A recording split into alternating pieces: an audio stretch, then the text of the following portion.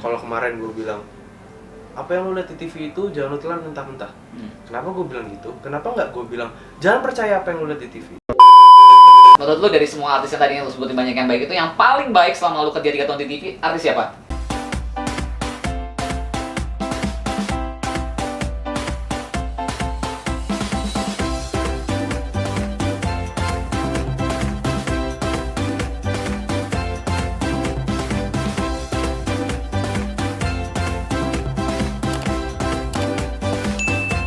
Hai Brizer, masih kembali di YouTube channel gue, Briz Entertainment. Kali ini kita di segmen Ngobris, ngobrol yang hits. Seperti biasa kalau ngobris itu adalah gue ngomong dengan orang-orang di belakang layar dunia entertainment Indonesia. Sekarang lagi rame lagi nih dengan pemberitaannya, gue juga nggak tahu nih, kita tanya langsung. Bro Aldi.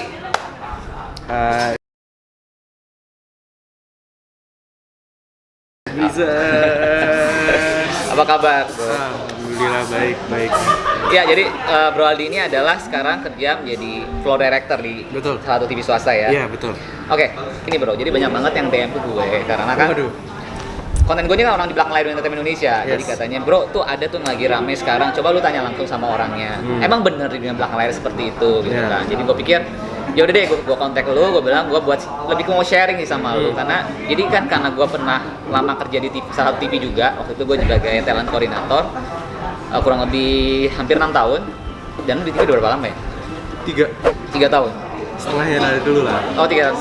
Jadi berapa tahun di TV yang sebelumnya itu pindah ke sini kan. Jadi mungkin Rizal yang belum tahu ceritanya dia tentang di story-nya mungkin udah jelas banget dia pindah dari TV A ke TV B kan. Yes. Coba boleh diceritain nggak sih?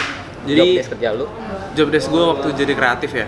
Jadi kalau gue waktu masih jadi kreatif itu ya, jadi gue itu mempersiapkan konten. Oke. Mempersiapkan konten. Terus gue ngubungin artisnya juga sebelum Oke. gue oper ke talent kan. Gue Iya. ngubungin artisnya dulu, available. Cek schedule. Cek schedule, betul. Terus juga gue bikin breakdown propertinya apa segala macam untuk make sure semuanya itu secure gitu. Oke. Berapa lama lu jadi kreatif? Kalau gue jadi kreatif itu 1,5 tahun. 1,5 tahun. 1,5 tahun ya. Berarti sekarang jadi FD itu 1,5 tahun juga? No. Berarti genep setahun lewat sebulan 2 bulan. Oke, Jadi berarti belum 3 tahun juga sih sebenarnya. tapi lu dari TV A ke jadi kreatif ke untuk jadi FD itu langsung, apa lu sempat cuti dulu atau Sempet seperti apa? cuti dulu. Jadi gue resign itu gue sekitar bulan April. Udah gitu gue baru keterima lagi di kantor yang baru ini sekitar bulan September. Gitu. Oh, oke, di bulan September. Oke, mungkin buat teman-teman penonton di YouTube channel Briz Entertainment mungkin nggak tahu FD itu adalah pro director ya. Yes. Pro director, perlu dikasih tahu nggak sih job desk seorang pro director kalau di TV itu seperti apa sih? Kalau gue, desk gue sebagai floor director itu pertama ngelit kalau lagi ada konser atau ada program apa-apa itu biasanya gue yang misalkan mindahin blockingan, misalkan oh artisnya harus ke kanan dikit, ke kiri dikit. Oke. Jadi pokoknya gue lebih ke fokus ke gambar. Iya. Gue harus bikin gimana caranya si artis itu terlihat cantik di gambar. Gitu. Blockingannya pas lah ya di kamera. Blockingannya pas Iya, gitu. Jadi terus atur properti juga, blockingannya di mana, apakah menghalangi kamera apa enggak, apakah ntar pas gue masukin itu gue bocor di kamera apa enggak, yang kayak gitu-gitu.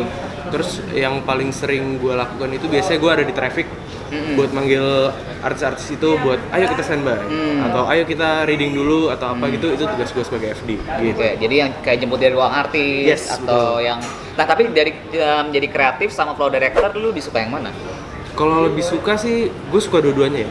Gue suka dua-duanya. Jadi ada plus minusnya kalau di kantor gue yang lama itu gue jadi kreatif, itu gue sering lembur. Oke, Jadi gue iya. nggak sukanya itu. Iya, jadi gue akuin dulu zaman gue kerja di TV juga, kreatif itu paling suka lembur. Kalau gue jadi talent ya kadang gue lembur juga sih, paling ya gue banyak bisa kerja dari rumah karena gue kan kalau talent kan ditagihin honor, gue bisa by WhatsApp atau gue ngedeal budget artis bisa dari WhatsApp gitu. Betul. Kan. Cuman kalau namanya kreatif dia memang benar-benar harus dari kantor karena berhubungan biar cepet tektokan sama produser segala Yes. macam tim juga kan. Iya, Terus betul. Terus kalau jadi kreatif itu nggak enaknya itu, baliknya malam segala macam. Cuman enaknya juga banyak. Maksud gue orangnya suka banget seni ya, suka banget seni gitu. Sedangkan dulu pas gue di TV yang lama itu gue sering banget ngurus-ngurus konser. Oke. Jadi kayak misalkan gue pengen bikin misalkan yang nyanyi Afgan misalnya atau BCL, oh gue bikin treatment sebagus mungkin, gue cari dari YouTube eh, misalkan dari konser-konser di luar negeri, dan bahkan nggak cuma konser doang yang jadi referensi gue, tapi kayak misalkan dari Smackdown gitu-gitu gue jadiin referensi juga. Misalkan ada yang datangnya pakai sling gitu, gitu, itu gue jadiin wah ini bagus nih kalau misalkan slang misalnya kayak gitu, dan terjadi beneran gue pakai beneran slang pakai sling, slang pakai sling gitu, Sling. Program mana yang menurut lu paling gue berhasil banget buat membuat konsep si artis tersebut atau sebuah acara tersebut? Program apa, lu masih inget nggak? Kalau program apanya sih gue nggak inget ya, tapi gue kalau misalkan megang konser, gue paling suka kalau megang properti. Karena kalau gue megang properti, itu pasti gue mikirin treatmentnya gue mau ngapain. Jadi kayak misalkan gue bikinin apa namanya tirai, tapi dari pasir. Tirai pasir gitu yang turunnya kecil-kecil gitu. Itu bakal jadi bagus. Atau misalkan ceritanya duduk di atas awan. Dia duduk, terus bawahnya gue kasih kapas-kapas, terus udah gitu masih gue tembok pakai hazer juga, jadi kelihatannya kayak dia di atas awan gitu. Itu menurut gue, kalau gue sih suka ya kayak gitu, gue bikin kayak gitu. Sedangkan kalau jadi sorry. Sedangkan kalau jadi FD, gue nggak bisa kayak gitu. Nggak enaknya itu. Karena lu nggak bisa beride kreatif, karena lu kan lebih bener-bener di lapangan banget kan kalau FD kan. Gue cuma bisa ngasih ide, mendingan gini doang. Tapi final decision-nya di mereka, bukan di gue gitu. Enak sih. Jadi sebenarnya lebih suka jadi kreatif daripada FD dong. Kreatif tapi juga ada FD juga, tapi ada enaknya. Gue syuting gue langsung pulang. Jadi ada plus dan minusnya ya. Betul, makanya gue bilang tadi ada plus. Sekarang bagi para produser mungkin pada penasaran juga dengan pemberitaan yang sekarang lagi rame banget nih bro tentang lu kan. Jadi kemarin sempat rame tuh di Obrak-abrik TV ya, kalau gue nggak salah lihat ya, di Twitter, di mana di sosial media, tentang ada salah satu kru TV yang membuka kelakuan artis di belakang layar. Sorry tadi karena berisik banget di sana, jadi kita pindah. Kita udah kayak Doraemon ya. Iya. Sebenarnya dibilang negatif, semua bidang pekerjaan pasti ada sisi negatifnya. Tapi kan tadi kurang lebih adalah hal sedih selama lu kerja di TV kurang lebih selama 3 tahun itu. Hal yang paling menurut lu bahagia sama kerja TV atau perlakuan artis yang melakukan lu secara bahagia, pernah nggak sih lu mengalami? Banyak juga. Soalnya orang netizen taunya kayaknya yang lu ceritain tuh kayaknya buruk aja, artisnya buruk gitu kan, nanti takutnya orang-orang menganggap artis palsu semua gitu kan. Padahal enggak. Jadi gini, di story gue pun gue juga nge-post sebenarnya yang positif. Cuman yang gue lihat, yang gue reply, yang di-reply orang itu yang jelek-jelek doang. Soalnya ya manusia. Sekarang itu apa yang baik? Nah, yang baik nih, kayak misalkan gue sering banget nih, gue zaman dulu di TV yang dulu, gue syuting, tiba-tiba kan kita kan kalau kita anak TV biasanya makan nasi kotak gitu kan. Gue kaget nih, kok ada nasi kotak tapi bebek. Waduh, dari siapa nih? Ada bebek, terus kadang-kadang ada cake juga, atau kadang-kadang ada apa? Dari siapa? Dari Raffi sama Gigi. Raffi Gigi kemarin, Yanto juga bilang ngasih satu kru dibagiin apa kemarin dek satu kru dibagiin 2 juta makanan apa? Sate Taichan. Sate Taichan 2 juta. Ini yang belum nonton, klik linknya di atas. Bukan satu kru, satu lokasi. Satu tendian. Terus nggak kaget gue itu, soalnya emang sering kayak gitu, kayak ngasih kue. Sultan Andara ya. Iya, gue sampai kaget nih, siapa yang ulang tahun? Gue kirain kru juga kan. Siapa yang ulang tahun? Enggak, itu dari Raffi sama Gigi. Oke. Terus Raffi Gigi berarti emang baik beneran, mau di luar mau di kamera ya. Kalau untuk Bris sih udah jelas ya kayak kita todong minta langsung. Nah bener Raffi itu baik beneran, gue pernah kalau sama Raffi, gue todong set dia langsung mau loh. Tanpa ngatur jadwal. Iya benar, dan itu gue juga konfirmasi juga ya. Gue gue di luar dari tim lu nih, dan gue bisa mengkonfirmasi kayak gitu. Dia tuh emang orangnya yang gue lihat ya, kayaknya diajak collab sama siapapun dia nggak mandang oke. Kadang-kadang malah promoin di IG story-nya buat ayo swipe up itu iya, gue gitu. Iya, itu gokil sih tuh. Terus banyak juga yang kayak siapa misalnya baik-baik. Yang gue pernah ngerasain sendiri. Ini hal terkecil sebenarnya. Ngajak nongkrong. Misalnya gue habis syuting nih, syuting, oke gue beberes. Ya udah gue naik, balik tuh ke ruangan. Uus. Ngapain bro? Ke atas bang. Udah sini dulu ngerokok dulu. Udah, gue duduk ngerokok. Waktu itu yang gue ngerasain itu Uus bareng sama Gading Martin sama Andika Pratama. Mereka berdua kan emang bertiga kan emang satu geng kan? Satu manajemen juga. Manajemennya Harry katanya mau collab YouTube channel gua nih. Coba nanti abis ini collab sama gua. Oke. Kemarin ketemu di Sentul kan. Nah, tapi kalau gua gue di situ gue nggak ngerasa asing. Jadi kayak maksudnya gue juga diajak ngobrol juga gitu loh. Jadi kayak nggak ada gap antara lu tuh artis, gue tuh kru doang gitu. Itu kan hal terkecil kan sebenarnya, kayak lu ngajak ngobrol orang gitu. Terus juga hal kecil lagi kayak misalkan teman-teman gue punya bisnis misalkan kopi gitu misalkan. Nah tolong tuh Savega misalnya. Kak Vega boleh nggak ini? Boleh, udah sini minum beneran terus di videoin. Gue juga kadang-kadang cuma minta foto doang. Kak Gilang boleh nggak foto sama ini kopiku? Udah nggak usah, video aja. Kan itu kan sebenarnya you don't have to do that, but you did gitu loh. Terus ada juga kayak misalkan di TV gue sekarang, gue sering ketemu sama penyanyi dangdut. Itu kayak misalkan Technita Thalia. Itu menurut gue namanya udah lumayan besar gitu kan. Bukan lumayan besar, udah sangat besar. Memang sudah besar, sudah terkenal dari zaman gue sebelum di TV bahkan. Itu apa namanya? First impression gue, padahal gue kira wah ini artis besar kayaknya banyak mau nih. Kayaknya. Tapi ternyata nggak sama sekali. Pernah tuh gue lagi konser. Gue lagi konser di luar kota. Kondisi hujan, sedangkan treatment nyanyinya dia itu kayak di kerangkeng gitu di penonton. Hujan besar, ya mulai gerimis, sudah mulai deras gitu. Terus gue ngomong nih di Beltek, ini hujannya udah mulai kenceng nih, kayaknya kasihan Technita kalau harus di sana. Technitanya bilang sama gue, aku mah nggak apa-apa kalau kalian aman. Kalau kalian aman aku nggak apa-apa. Udah nggak usah mikirin aku mah nggak apa-apa. Yang penting kalian gambarnya gimana, jadi apa enggak? Kalau jadi nggak apa-apa. Itu maksud gue.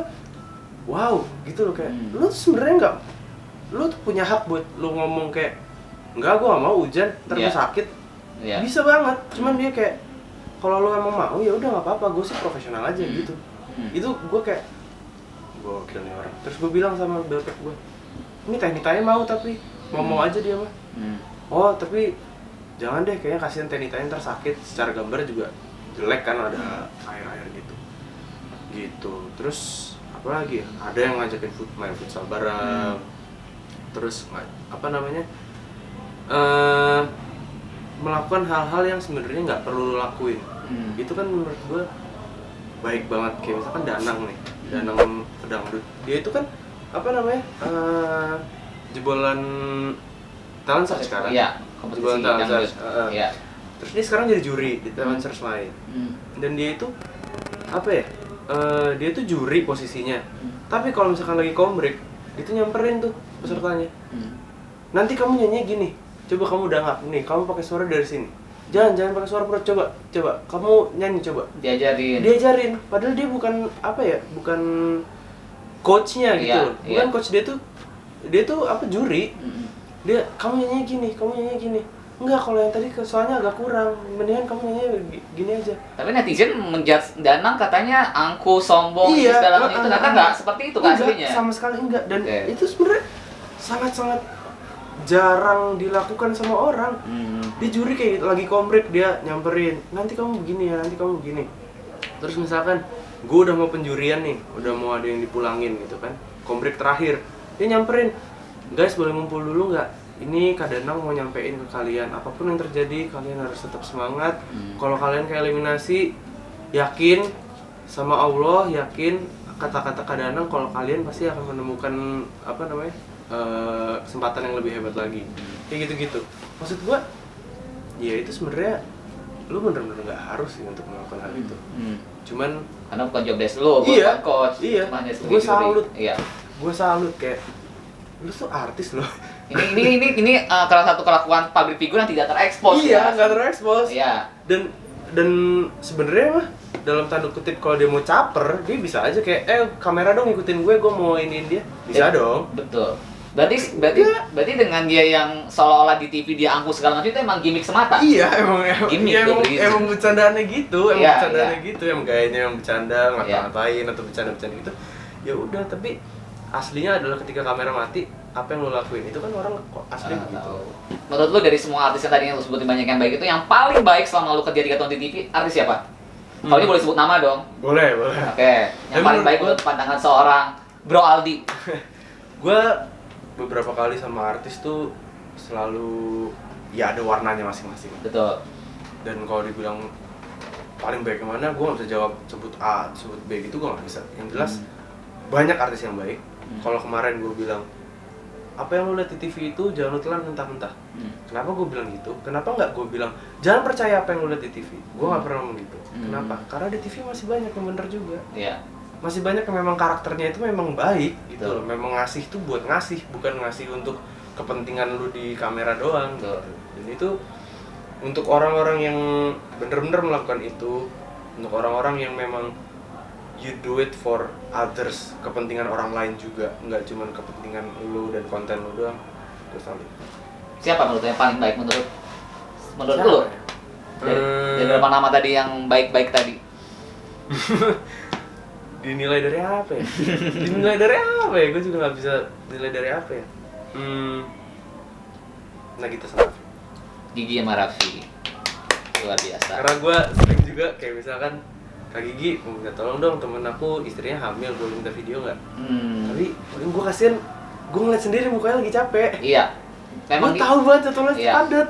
Mereka memang, gue collab sama manajernya, terus sama orang-orang terdekat Raffi kemarin sama Mbak Dia, sama Mas Bakti, nanti mereka semua, dia bilang Raffi gitu nggak pernah bisa nolak sama dia, itu pasti dia iyain semua.